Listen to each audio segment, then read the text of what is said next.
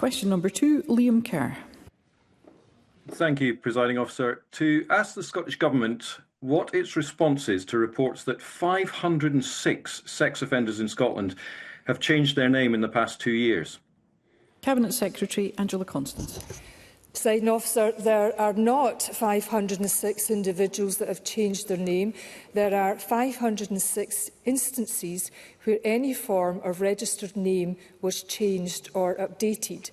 When a name is changed, that change is made across multiple records, so would involve a change to, for example, registered email address or registered gym membership card, etc.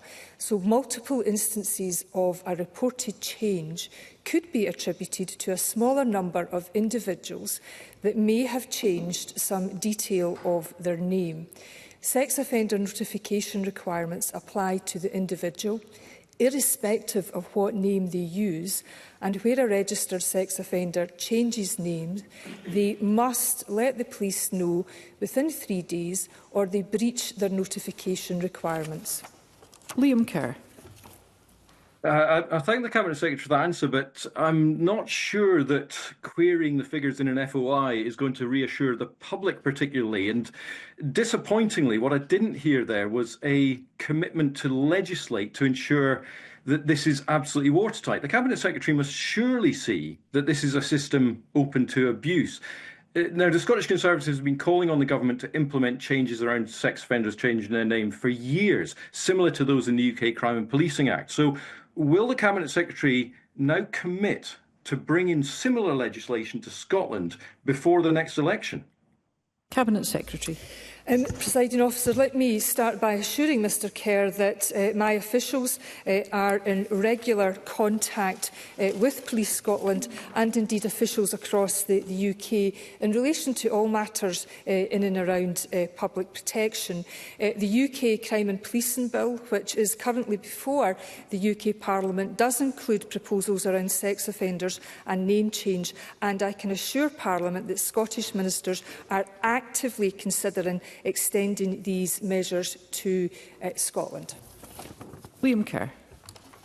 I thank the Cabinet Secretary for that, but I think what will also worry people is whether, in addition to the up to 506 sex offenders we know have changed their name, there are others who will have done so but have failed to report it or to register it. So what steps has the Cabinet Secretary taken since Scottish Conservatives revealed the scale of this problem to find out who they are, as well as ensuring that those who have done so in the last 2 years are being monitored properly? Cabinet Secretary.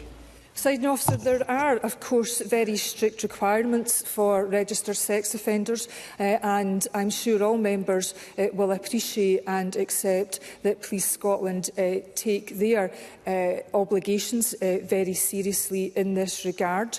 There is an important matter to consider here, particularly in and around the Crime and Policing Bill, because I am very mindful of the need for at times consistency across these small isles, across border, particularly in very sensitive matters of policing. And again, I want to reassure the member and indeed Parliament that I have written to the UK Government. I am following an internal process within the Scottish Government, and as soon as I am able to, I will be informing Parliament on our next steps on this very important matter. Stephen Kerr. Thank you, Presiding Officer. The Cabinet Secretary perhaps can clarify, because Liam Kerr was quite explicit in his question and in terms of the FOI information he received, that there were 506 sex offenders who changed their names. And the Cabinet Secretary seemed to suggest something else. So some clarity, please, in the response about the veracity of the information that Liam Kerr received. And can I ask her, of the 506 name changes, how many were followed by breaches of licence conditions, reoffending, or just disappearance from police data? Cabinet Secretary. Presiding Officer, I have actually answered a very similar question in Chamber before in relation to this. Actually, I think, if my memory serves me correct, it may have been a question from Murdo Fraser.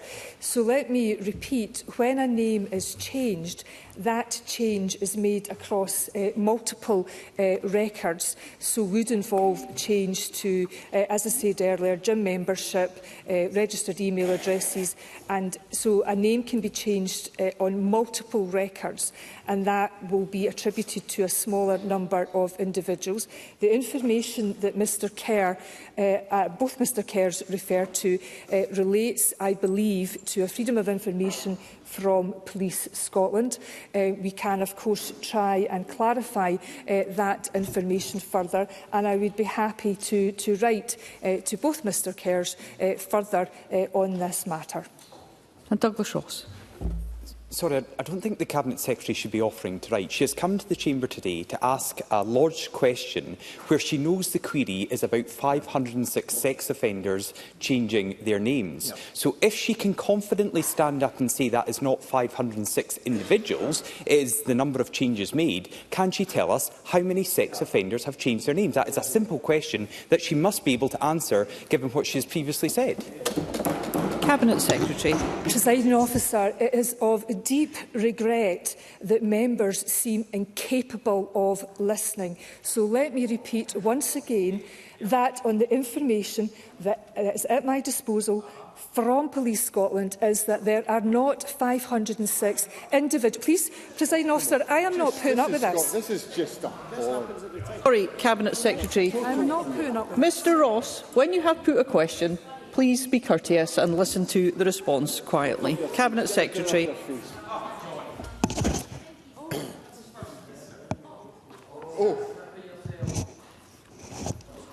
Cabinet Secretary, sorry, I did not hear what was going on there, but I would ask members to behave in accordance with our standing orders. Cabinet Secretary. Presiding Officer, Mr Kerr did indeed ask a reasonable question, but it is of deep regret to me that members in this Parliament behave like children when we are discussing the most serious matters about public protection and the risk that are presented to members of our community as a result of sex offending.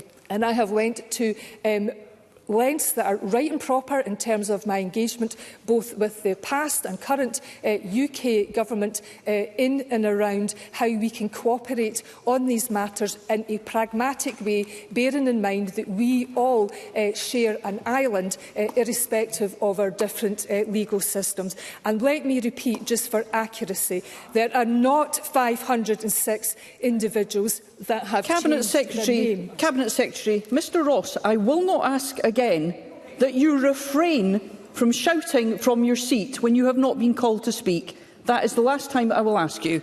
Cabinet Secretary. Presiding Officer, perhaps it would be better if I just referred the member to the earlier three answers that I have already given in this matter, and I repeat my commitment to both Mr Kerrs to write to them further. Thank you. That concludes topical questions. Point of order, Douglas Ross. Presiding Officer, you have been very critical of those of us who are speaking from a sedentary position, and I accept that.